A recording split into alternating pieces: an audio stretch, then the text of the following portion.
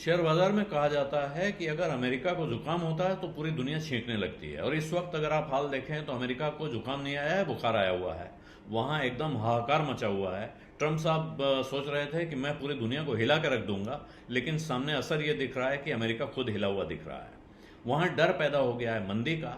लोग कह रहे हैं कि अमेरिका में महंगाई बढ़ सकती है, अमेरिका में मंदी आ सकती है, और इस चक्कर में अमेरिकी शेयर बाजारों ने जो ज़बरदस्त गोता लगाया है उसका असर अब बाकी दुनिया के बाजारों पे दिख रहा है। टैरिफ का जो शॉक था, टैरिफ का जो डर था, उससे शायद बाजार पार पा जाते, लेकिन ये जो घबराहट फैली है जिसकी शुरुआत अमेरिका से हुई है, उसका असर अब पूरी दुनिया में देखने को मिल रहा है। और बाजार, अगर आप भारत का बाजार देखें तो सेंसेक्स ने 2,000 पॉइंट की तगड़ी गिरावट के साथ 73,138 का आंकड़ा छू लिया है आज, और निफ्टी गिरा है लगभग 3% और 22,200 पे पहुंच गया है। 13.5 लाख करोड़ रुपया एक दिन में भारत के बाजार में स्वाहा हो गया है इन्वेस्टर्स का। आप कह सकते हैं स्वाहा सामने नहीं हुआ है, लेकिन नोशनल मार्केट कैप में ये गिरावट है।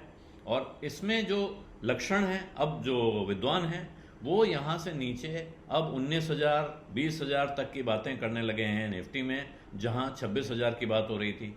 सेंसेक्स में लोग 1 लाख की बातें कर रहे थे, अब वो नीचे के नए टारगेट देखने लगे हैं। और वजह क्या है? अमेरिका में मंदी का डर। जेपी मॉर्गन दुनिया का सबसे बड़ा इन्वेस्टमेंट बैंक है, उसका कहना है कि अमेरिका में मंदी के आसार अब 60% हो गए हैं। ये 50% से नीचे थे, अब बढ़कर 60% हो गए हैं। और उसकी वजह उनका कहना है ये जो डोनाल्ड ट्रंप साहब ने ज़बरदस्त चारों तरफ टैरिफ लगाया है, जो 1968 के बाद अमेरिका में सबसे बड़ा टैक्स हाइक है। वो टैक्स हाइक आप डोमेस्टिक में माने या न माने, लग रहा है सुनने से, जब आप बाहर से देखते हैं, कि ये तो विदेशियों पे लगा है टैक्स। लेकिन जैसा कि हमारे एक बड़े उद्योगपति हैं फार्मा के, हबील खुराके वाला, उन्होंने कहा कि मुझे क्या फ़र्क पड़ता है, मुझे ज़्यादा टैक्स देना पड़ेगा तो मैं अमेरिकी कंज्यूमर से ज़्यादा वसूलूंगा, क्योंकि मैं तो जिस ग्राहक को माल बेच रहा हूँ उससे वसूल लूँगा। तो ये असर लग पड़ना है अमेरिका पे, और इसलिए अमेरिका में महंगाई बहुत तेज़ी से भड़कने का और साथ में रिसेशन का डर पैदा हो गया है। जब महंगाई बढ़ेगी तो लोग खरीदारी कम करेंगे, पैसा बचाने की तरफ बढ़ेंगे। तो ये जो चिंता है, इस चिंता ने पूरी दुनिया के बाजार को अपनी लपेट में ले लिया है। वजह यह है कि अगर अमेरिका में लोग घबराएंगे और अपना उन्होंने तय कर लिया कि अब रिस्क से बचना है, सुरक्षित निवेश करना है, तो वो रिस्क कैपिटल यानी इक्विटी मार्केट से भागेंगे।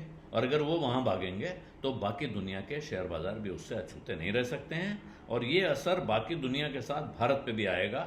हालांकि भारत का बाजार कंपैरेटिवली, भारत की इकोनॉमी और भारत का बाजार कंपैरेटिवली मजबूत हैं, फंडामेंटल्स मजबूत हैं। यहाँ जो लक्षण दिख रहे हैं भारत के, अगर आप उसको देखना चाहें कि हम यहाँ किन किन मोर्चों पे अपने को मजबूत देख सकते हैं, तो आज की तारीख में एक चिंता ये भी है कि जब 2008 की क्राइसिस आई थी, उस वक्त भारत बचा रह गया क्योंकि बहुत दुनिया से कटा हुआ था, हमारी इकोनॉमी एक तरह से इंसुलेटेड थी।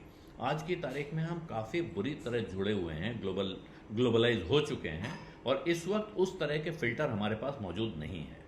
फंडामेंटल्स मजबूत हैं क्योंकि यहाँ महंगाई काबू में है, रुपया इस वक्त मजबूत दिख रहा है, कंपनियों की कमाई में सुधार होने के आसार दिखने लगे हैं।